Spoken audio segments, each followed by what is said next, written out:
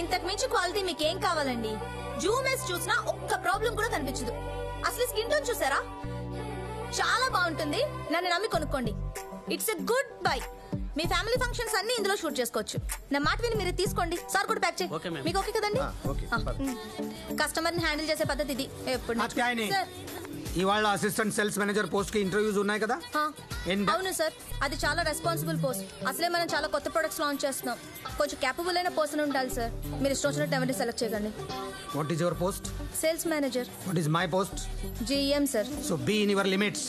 నేను already select చేశాను. అతని పేరు త్రిపాఠి. నిన్ను వచ్చి కలుస్తాడు. ఫార్మాలిటీ కోసం ఇంటర్వ్యూ చేయి. మేడం ఎందుకంత చిరాగ్గా ఉన్నారు? చిరాగ్ కాదు ప్రసాద్, మన దేశం ఏమైపోతుందో అని భయంగా ఉంది. ఈ రికమెండేషన్ క్యాండిడేట్ల వల్ల మన కంట్రీ రెప్యుటేషన్, రెవెన్యూ రెండూ పడిపోతున్నాయి. అర్థమైంది మేడం. మీరు ప్రెజర్ తెచ్చుకున్నంత మాత్రాన ఈ కంట్రీ ట్రెజర్ పెరుగుతుందా ఏంటి? అసలు ఆ రికమెండేషన్ ఎవరి క్యాండిడేట్ కో తెలుసా? ఎవరు? ఒకసారి అటు చూడండి.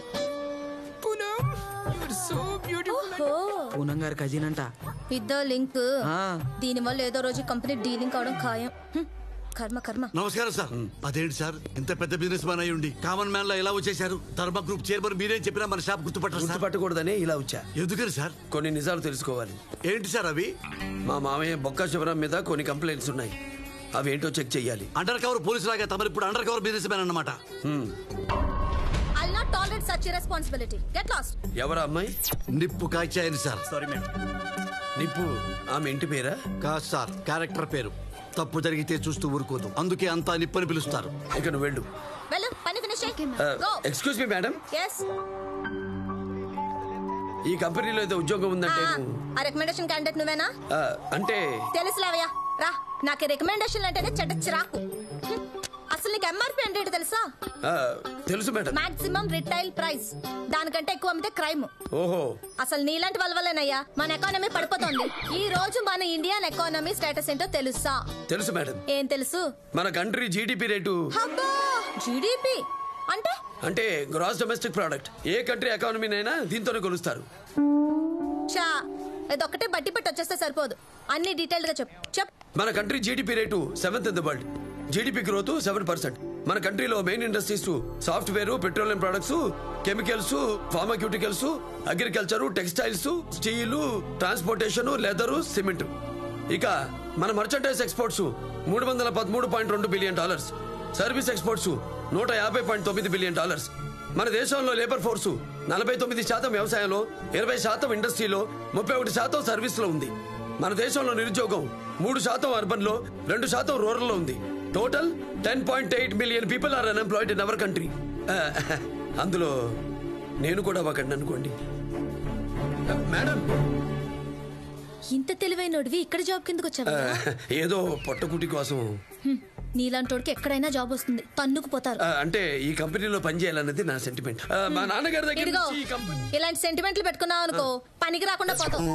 ఈ కంపెనీలో 100 బొక్కలు. ఏంటి మేడం అది? టైం అయిపోయింది.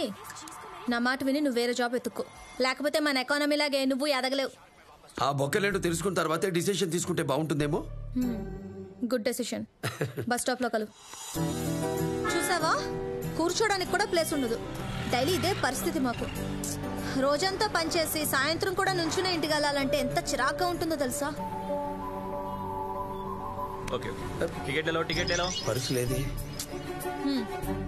పర్లేదులే, నేను ఇస్తా. నువ్వేమిస్తావులే, అన్ఎంప్లాయ్వి. భయ్యా, దో ఇండియా గేట్. అక్బర్ రోడ్. చలో చలో సర్దార్ జీ ఉతరో. అక్బర్ రోడ్ ఉతర్ జాओ. సీట్ ఖాళీ ఉందిరా, తొందరగా కూర్చో. మా మాటలో 500కి పైగా స్టాఫ్ ఉన్నారు. అందరికి బస్సులు వేయించాలంటే డబ్బులు ఖర్చు అయిపోతాయి అనుకుంటారు కానీ ఆ లేటుగా వచ్చి స్టాఫ్ కరెక్ట్ గా టైంకి వచ్చారనుకో ఎంత time save. Time is money అని తెలియదా ఏంటి వాళ్ళకి?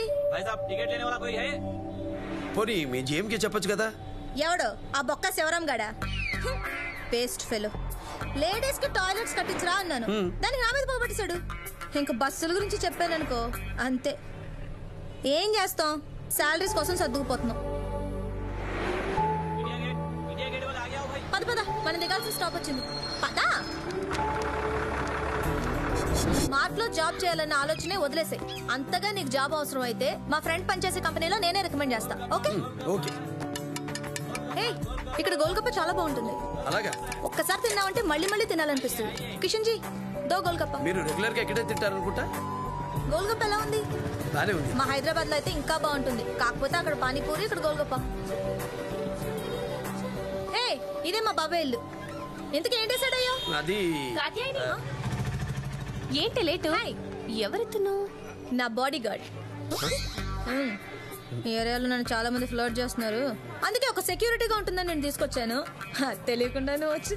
Okay, she my cousin Shruti. And hello, నీ పేరేంటయ్యా? నా పేరు చంద్రశేఖర్. చందు. ఓహో, hi, Hi. Nice meeting you. Bye మరే. రా.